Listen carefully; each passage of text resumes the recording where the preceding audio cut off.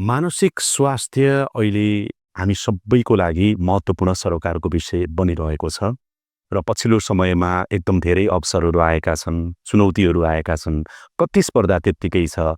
यो सबै हिसाबले गर्दाखेरि मानसिक स्वास्थ्य अहिले संवेदनशील विषय बनेको छ। हाम्रो नेपालको ठुलो जनसङ्ख्या आफ्नो जीवनकालमा कुनै न कुनै रूपमा मानसिक स्वास्थ्य समस्याबाट ग्रसित अथवा समस्याग्रस्त हुन सक्ने अवस्था छ।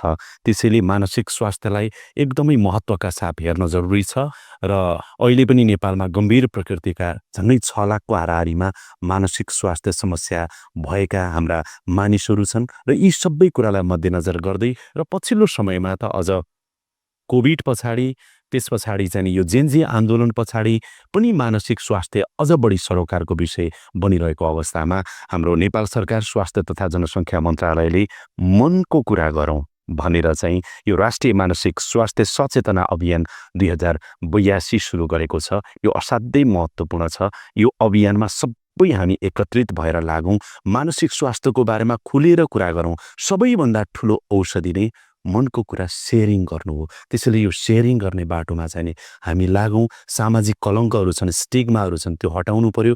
नीतिहरू बनेका छन्, त्यसको कार्यान्वयन गर्नु पर्यो। सरकार कार्यान्वयन गर्नको लागि तयारी छ र यसलाई इन्टिग्रेटेड रूपमा नै हामीले अगाडि बढाउनुपर्छ। त्यो एप्रोचबाट जानुपर्छ।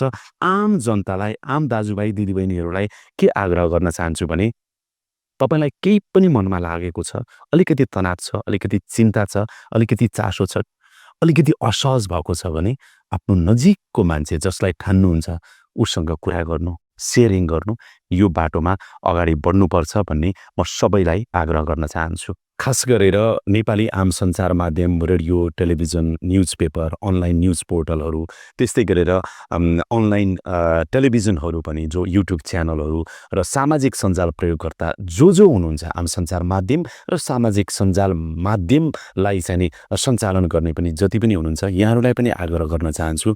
मानसिक स्वास्थ्यको बारेमा अब हामीले बहस गरौँ, चर्चा गरौँ, खुलेर कुराहरू गरौँ। यसका प्रिभेन्सनका पाटोहरू अथवा यसका उपचारका पाटोहरू यो सबैमा पनि कुरा गरौँ, जसले गर्दाखेरि हामीलाई मानसिक स्वास्थ्य समस्यालाई सामना गर्नको लागि सहज हुन्छ।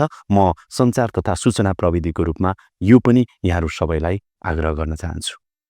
स्वस्थ मन स्वस्थ जीवन मानसिक स्वास्थ्य सचेतना अभियान 2082 मनको कुरा गरौँ।